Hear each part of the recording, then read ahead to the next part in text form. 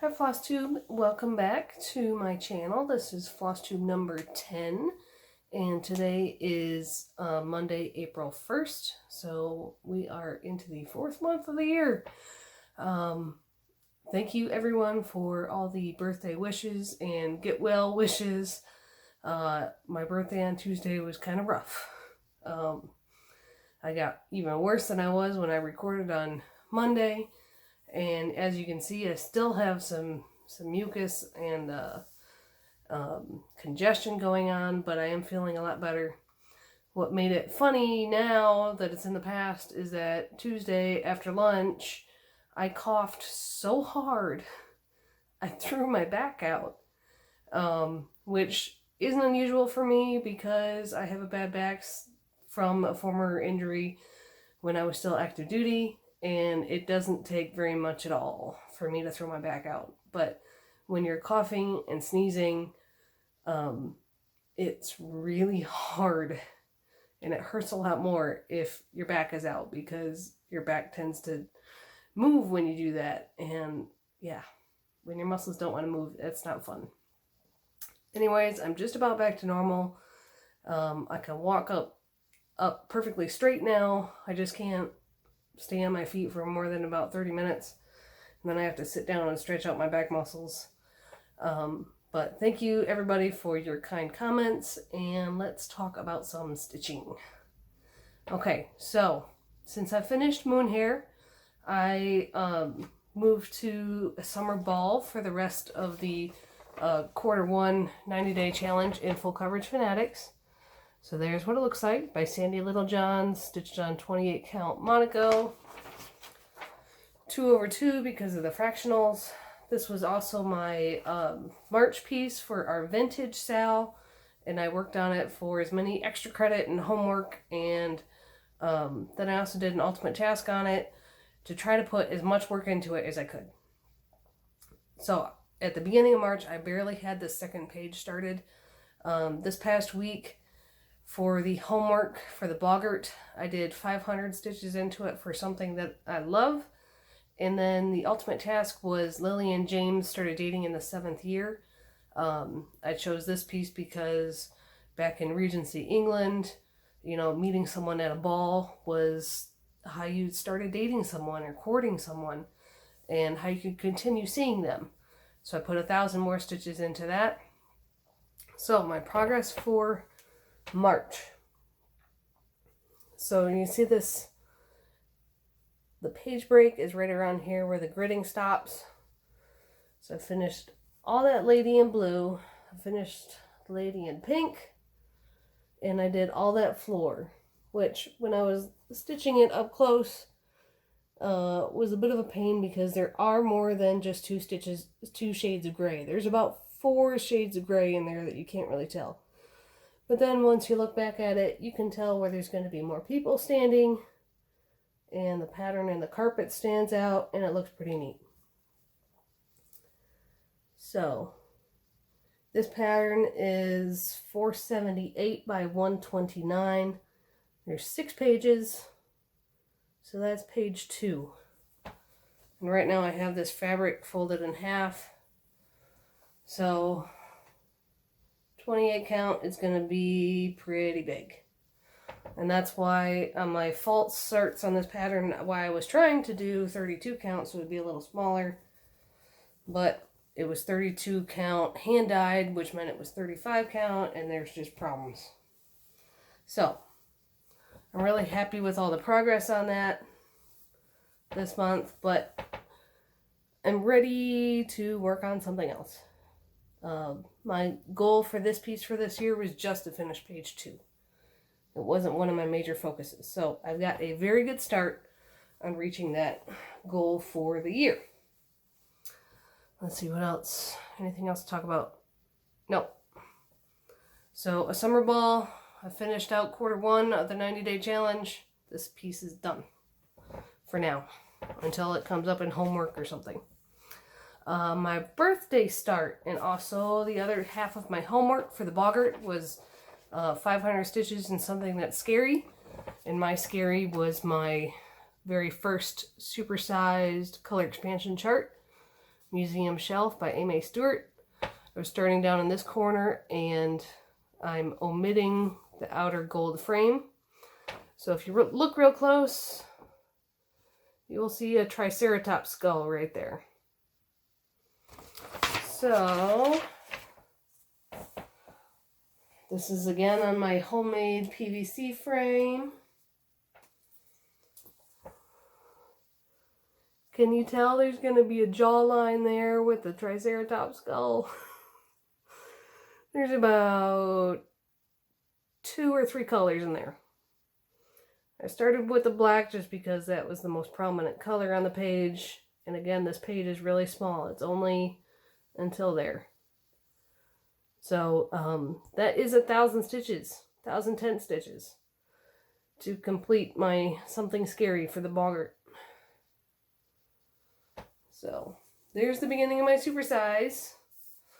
Again, there's the size of the piece. And I've taken off the tension. What I do need to figure out is I need to make some sort of case or something for this.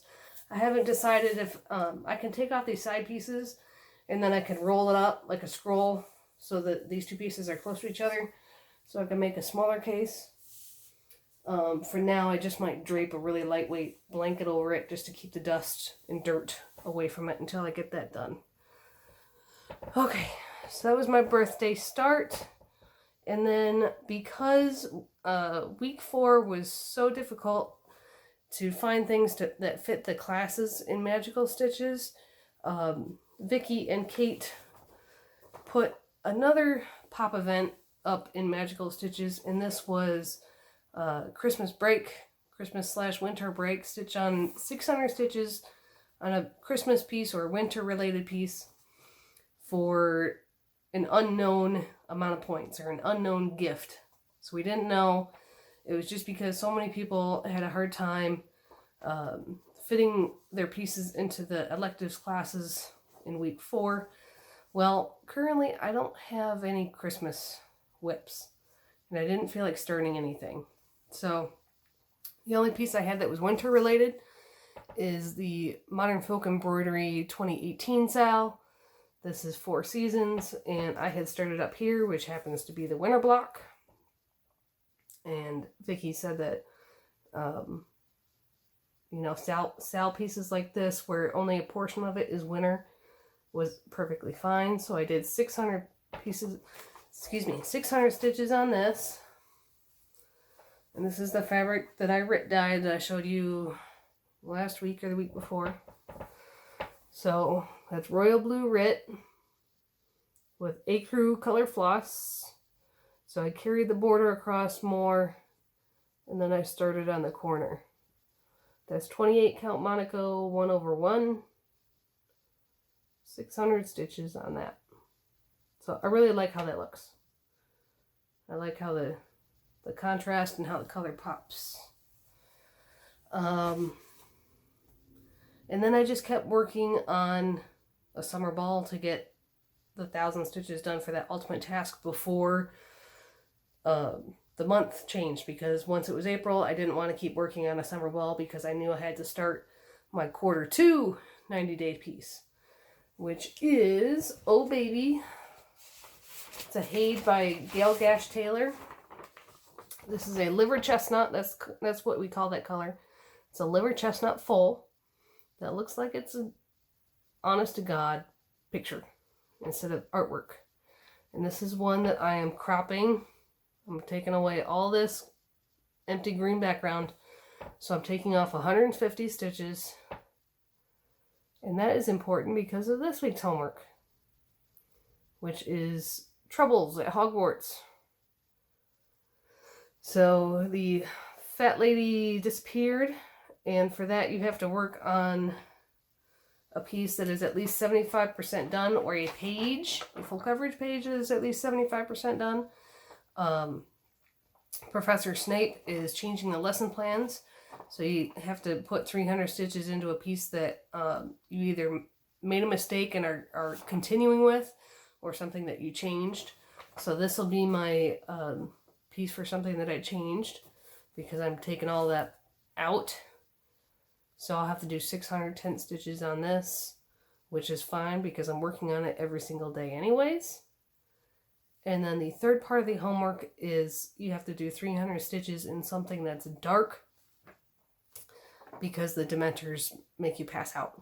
So you have to do the stitches in the actual dark thread, not just have the dark thread in the piece. You actually have to work the 300 stitches in the dark thread. For that, I might use this. I'll show you where I'm at on the actual piece, but I've done this first page with the ear, and I've done the second page with the eye, and I'm coming down here to the nose. So I have to see if there's going to be 610 stitches in this part of the nose. If so, I'll work on that. So I'll do 2 parts of the homework on this. If not, I'll work on Trick or Treat by Randall Spangler. So I have this in my Q-snap because I just finished gridding it and have it ready to go. So right there you can see his eye. There's part of his blaze. So you can't tell, but it goes all the way up to his ear. Oh, you can see a part of his ear. There's his ear. So for the first, this particular hay does not have very much confetti at all. There's big blocks of colors. So I'm expecting to get a lot done in these 90 days. I don't know how much. Once you take out the crop section, there are 12 full-size pages in this piece with all the partials along the edge. Plus I've already done 2. So I've got 10 full-size pages left. And I'm not quite as unrealistic as Anne is. Ann P. thought I would get all 10 of them done. I'm like, no, I'm not getting a page finish every 9 days for 90 days. That's not going to happen. But I do think I am going to get several pages done. So we shall see. But that's where he starts. We're going to start here. I'm not sure after this page if I'll go down or go up across and get his other ear, but we'll see. So I loaded up the floss cards that I showed you the other week. I'll show you those real quick just because I think it's kind of cool to see all the colors. So you can see all the greens and all the different shades of brown. Some of the lighter colors for the highlights. So that's cool. Lots and lots of green. Didn't know there were so many shades of green. So those are my floss cards. Excuse me. Okay, for the fat lady disappearing and you have to work on 300 stitches on a piece that's 75% done. That was a hard one because Moon Hair is done. That would have been perfect for this homework. But I obviously can't work on that anymore. So I had to look carefully through my whips, and because obviously you can't do a new start for this one. And the closest one that I came across was the freebie from Glendon Place Stitchers Facebook group, the Friendship Compass. This is the one where you choose your own floss and bead colors. There are none set with a pattern. And this is the one where I'm kind of the homage to the older crafty ladies before us, where I'm using the fabric from the 94-year-old that I bought her stash. I'm using my grandmother's old bobbins, all floss, and matching the colors on my husband's grandma's quilt that she made us, that you guys are currently sitting on. So my explanation for this one is I don't think I'm going to have enough floss to get the whole thing done as charted. So you can see I started in the center. I'm working out in a balanced manner so that when I do run out of floss, that can just be the end of the design and I can fully finish it as it is and it'll look perfectly fine instead of having an incomplete, unbalanced piece. So we'll see how fast my 300 stitches go. I might just end up doing the 600 penalty stitches just so there's no possibility of the grading prefix disagreeing with me. So, plus, I mean, with blocks of color like this, 300 stitches should go pretty quick anyways. So it shouldn't be a problem to get 600 put into it. Okay, so in Full Coverage Fanatics, we're in a new month. I told you I'm working on Oh Baby for the 90-day. That also means I'm going to do it for the By the Numbers 2400. So that's 4,810 stitches. That should be really simple on this piece to get for this month. The monthly theme in Full Coverage Fanatics is Zoo and Aquarium. So stitch on a piece that has an animal that you could visit in a zoo and aquarium.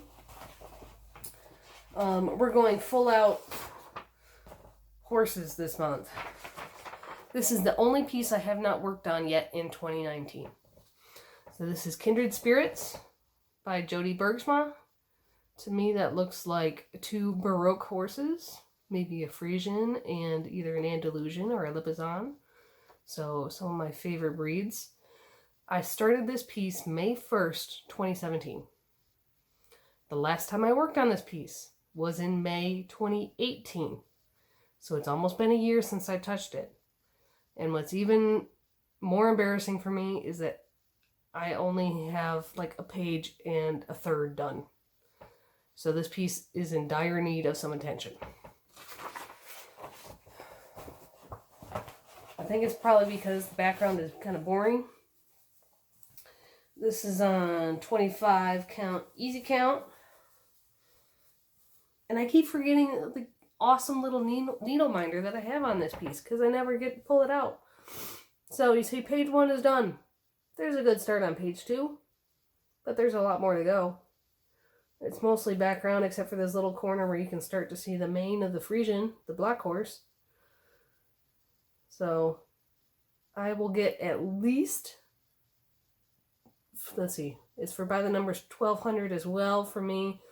The way that I double dip my whips, so that's 2,400 stitches. I will get at least 2,400 stitches into this. And we'll see if I can make it work for any, I don't know if I can, I might work it for extra credit for something that's a lot harder than you thought. Or an ultimate task. I don't know if horses could be worked into any ultimate task, but I'll have to see. I've got it all written down. All the possibilities for each task. So those are my plans. Happy to let you know that Moonhair did make it to Colorado. I mailed him not priority. I mailed him just regular in a mailing tube on Wednesday.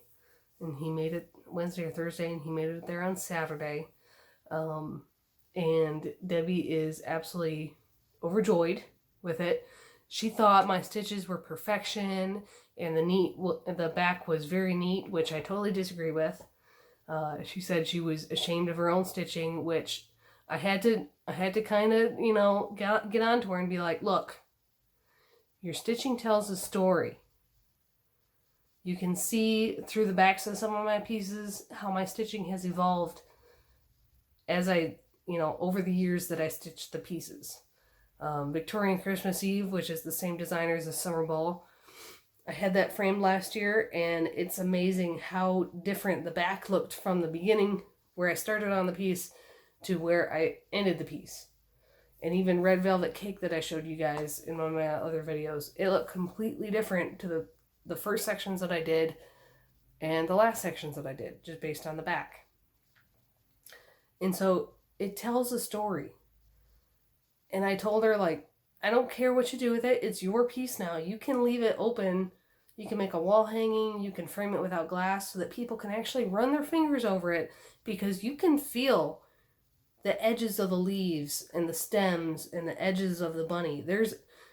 Because of the way that I stitch, there is a tangible feel to those areas. Just like in a page break, sometimes you get a little bit of a divot. So I don't have a problem with that.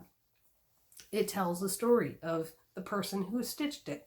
So don't be ashamed of the way that your backs look. Don't be ashamed of imperfect stitches. You've seen in all these old samplers that get reproduced, that not everything is perfect. Not everything is even on both sides. There might be, dialect issues. It's okay. It tells a story. Allow it to tell your story of how you have become a stitcher and have evolved into a stitcher. So Debbie did send me a little bit of a birthday gift. She said she thought of me as soon as she saw this. It is a pin, Sense and Sensibility. So it's got a regular pin back. And I'm just going to have my husband take the Dremel to it and take off that pin back so that I can glue a magnet on there and make it into a needle minder. So that's pretty cool. Sense and Sensibility. Oh, there's one more thing that I brought to show you guys. A previous finish. I stitched this back when we lived in Louisiana, and it was framed by Linda at Knots and Needles. That's an LNS in Bossier City, Louisiana. So this is Michigan. The pattern is by Oberlin Samplers or MM Waldeck Designs. I did not buy the pattern from them because being a store in Louisiana, they only had the Louisiana pattern. But they told me where they got it. But when they ordered it from the designer or the designer's family, it was very slow to respond, very hard to get. So I did some searching on the internet, and I found Welcome Stitchery. I believe that's an LNS in Illinois. I heard a rumor that they were closing, so I don't know if they're still open. There was a crash and a bang. Something fell. Anyways, I ordered it from them online. So from a different LNS, and they mailed it to me. And then what I did, this took me 2 weeks to stitch, I believe. I personalized all these little words at the bottom. Let me get close without too much glare. So the pattern is as charted, but then the words on the bottom, some of them are as charted, and other ones I put in because they're significant to my husband and I. Since he's from Michigan, I'm from Michigan. We met at Michigan State, so this is a piece that we're both happy to decorate our home with. And show you the frame up close. So that's pretty nice. I love this piece. Just, again, tells the story of us. So that's Michigan. I do have several other patterns from them that I've found through the Stash Unload sites. I've got a Halloween one that's witches. I've got Washington, D.C. And I thought I had one more. No, I don't remember what it is. So what's unusual about these charts is because they are older, they are hand-drawn charts. So that was an experience to, stitch something where not every symbol looks exactly alike. And then trying to distinguish all the differences in backstitching and what colors to use. So that's Michigan. All right, guys. I hope you have a good April. It's currently like 46 degrees outside, and the only snow that's left is what's left from all the big snow piles, like in the parking lots, and big snow piles like on the corners of the residential roads where the plows had piled up the snow. So it is starting to look like it's going to be springtime, or as close as North Dakota gets to springtime. No pollen or anything here yet. No green grass, nothing. But the snow is gone. And my kids can bike and do chalk on the driveway and play with their scooters that they got for Christmas. So the scooters are no longer in the house. They're outside. So I hope you guys have an enjoyable week, and I will see you next time. Bye, guys.